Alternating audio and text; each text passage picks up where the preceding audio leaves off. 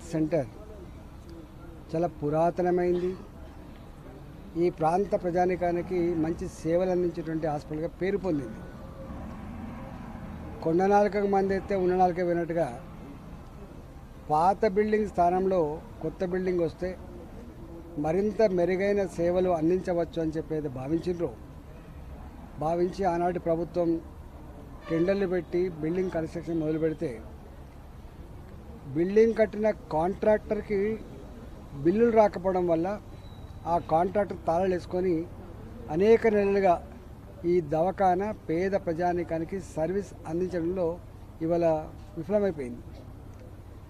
ఇక్కడ రాజకీయ పట్టింపులు, కాంట్రాక్టర్ల బిల్లులు చెల్లించకపోవడం, పట్టింపు లేకపోవడం, పేదల వైద్యం పట్ల అసలు ఆలోచన లేకపోవడం అనేది బాధ అనిపిస్తుంది. ఇవాళనే ఆరోగ్య మంత్రి గారితో మాట్లాడి వెంటనే దీన్ని ఓపెన్ చేయించే ప్రయత్నం చేస్తా అని చెప్పి మేము మనవి చేస్తున్నాం. దానికోసమే ఇక్కడికి వచ్చినాం. ఇలాంటి అనేకం ఉన్నాయి.